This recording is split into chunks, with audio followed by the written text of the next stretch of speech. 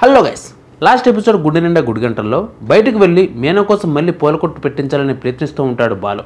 ఇదే సమయంలో ఒక పెద్దయిన సాయం కోసం తిరుగుతూ ఉండడంతో తమ ఇంటికి వెళ్ళి పరిష్కరించేందుకు ప్రయత్నిస్తాడు.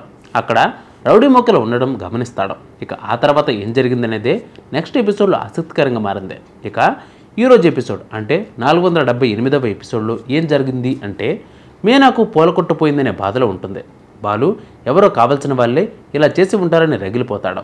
ఇక మీనా సైతం తన పూలకొట్టు పోయినందుకు దిగాలుగా ఉంటుంది. బాలు మీనాను ఓదార్చుతాడు. ఎలాగైనా మీనాకు మళ్ళీ పూలకొట్టును పెట్టించాలని ప్రయత్నిస్తాడు. అయితే మున్సిపల్ ఆఫీస్కి వెళ్ళి పూలకొట్టును తిరిగి తీసుకువద్దామని చూస్తాడు. కానీ అక్కడ అధికారులు మాత్రం బాలుకు పూలకొట్టును ఇవ్వరు, పైగా ఫైన్ కట్టాలని అంటారు. దానితో ఇక పూలకొట్టుకు బదులు మొబైల్ పూలకొట్టును ఏర్పాటు చేస్తాడు.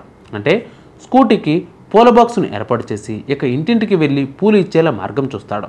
అయితే మొబైల్ పూలకొట్టును ఏర్పాటు చేసేందుకు బాలు దగ్గర పెద్దగా డబ్బులు ఉండవు. బాలుకు అప్పటికే కారు ఈఎంఐ ఉండడంతో స్కూటీ కొనడానికి లోన్ రాదని చెబుతారు. కానీ బాలు దగ్గర 15,000 మాత్రమే ఉంటాయి. మిగతా 10,000 అడ్జస్ట్ చేస్తే స్కూటీ వస్తుందని ఆలోచిస్తూ ఉంటాడు. ఇదే సమయంలో ఒక పెద్దాయన బాలు దగ్గరికి 10,000 డబ్బులు తీసుకుని వస్తాడు. తను సమస్యల్లో ఉన్నానని, ఆ సమస్యను తీర్చితే నీకు 10,000 ఇస్తారని చెబుతాడు. అయితే బాలు మాత్రం ఆ పెద్దయిన పైన మండిపడతాడు. ఆ పెద్దయిన బాలు సాయం కోరుతాడు. తన ఇంట్లో కొందరు రౌడీలు కిరాయికి ఉంటూ ఖాళీ చేయమంటే చేయడం లేదని వాపోతాడు. బాలును ఖాళీ చేయిస్తే ఆ ఇంటిని అమ్మేసి తన కూతురు పెళ్లి చేస్తానని చెబుతాడు. ఆ విషయంలో నాకు నువ్వే సాయం చేయగలవని కోరుతాడు. నేను రౌడీని కాదని నువ్వు పోలీసుల దగ్గరికి వెళ్ళి సమస్యను చెప్పుకో అని తిరిగి పంపించే ప్రయత్నం చేస్తాడు. కానీ ఆ రౌడీలు తన కూతురు పెళ్లికి అడ్డుగా మారారని, నాకు నా కూతురు పెళ్లి చేయడానికి ఉన్న ఆధారం ఆ ఇల్లు ఒక్కటే అని చెప్తాడు. నువ్వే ఎలాగైనా వచ్చి ఆ రౌడీని తరిమి కొట్టాలని కోరతాడు. లేదంటే నా కూతురు పెళ్లి ఆగిపోతుందని బ్రతిమలాడతాడు. కూతురు పెళ్లి కోసం పెద్దయిన తపన పడడం చూసి బాలు మనసు కరిగిపోతుంది. సరేనని చెప్పి డబ్బుల కోసం కాకుండా సాయం చేయడానికి వెళ్తాడు.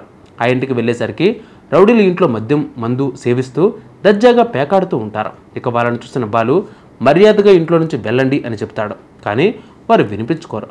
ఆ పెద్దయినకు ఉన్న ఒకే ఒక ఆధారం ఈ ఇల్లేనని, మీరు మరొకసారి తాగి తందనాలు ఆడడానికి చోటు ఉండదని చెప్తాడు. ఇక బాలు మాటలకు ఆ రౌడీలు కోపం తెచ్చుకుంటారు. ఇక బాలు వాళ్ళకు ఫైనల్ వార్నింగ్ ఇచ్చి వెళ్ళకపోతే ఒక్కొక్కరికి బుద్ధి చెప్పాల్సి వస్తుందని అంటాడు. ఎంత చెప్పినా రౌడీలు వినకపోవడంతో తన్ని తరిమేస్తాడు. రౌడీలు వెళ్ళిపోవడంతో ఆ పెద్దయిన ఫుల్ ఖుషి అవుతాడు.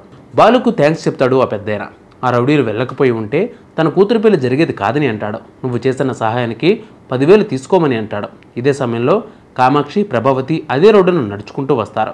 అక్కడ పెద్ద గొడవ జరగడం చూసి ఏమైందని అడుగుతారు. ఇంట్లో ఉన్న రౌడీలను తరిమించారని స్థానికులు ప్రభావతికి చెప్తారు.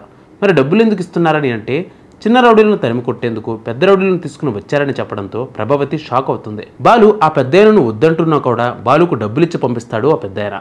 బాలు డబ్బులు తీసుకోవడం ప్రభావతి చూస్తుంది. ఇక వెంటనే బాలు ఇంటికి వెళ్తాడు. స్కూటీ కొనుక్కుని దానికి పూల బాక్సును ఏర్పాటు చేయించి తీసుకువెళ్తాడు. ఇంట్లో వాళ్ళందరినీ పిలిచి స్కూటీని చూపిస్తాడు. ఇక మీనా సంతోషిస్తుంది. అయితే సత్యం బాలును ప్రశ్నిస్తాడు. ఈ సమయంలో ఛాతిపై చేయి వేస్తాడు. బాలు నొప్పితో అరుస్తాడు. రౌడీలను పంపించే సమయంలో బాలును ఒకరు కత్తితో దాడి చేస్తారు. ఆ నొప్పితోనే బాలు ఇంటికి వస్తాడు. ఇక ఈ విషయం తెలుసుకుని మీనా, సత్యం కంగారు పడతారు. ఆ తర్వాత ప్రభావతి ఇంటికి తిరిగి వస్తుంది. వచ్చి రాగానే బాలుపై మండిపడుతుంది. బాలు రౌడీజం చేసి డబ్బులు సంపాదించాడని, ఆ స్కూటీ కొన్నది ఆ డబ్బులతోనని నేను స్వయంగా చూశానని చెబుతుంది. దీనితో బాలును అందరూ నిందిస్తూ ఉంటారు. ఈ సమయంలో మళ్ళీ ఆ పెద్దయిన వచ్చి బాలు చేసిన గొప్ప సహాయం గురించి చెప్తాడు. దానితో అందరికీ బాలుపై ఉన్న కోపం పోతుంది. ఇక ఆ తర్వాత ఏం జరిగిందనేది నెక్స్ట్ ఎపిసోడ్కు వాయిదా పడింది. సో నెక్స్ట్ ఎపిసోడ్లో మళ్ళీ కలుద్దాం. అంతవరకు కీప్ వాచింగ్ మన సీరియల్.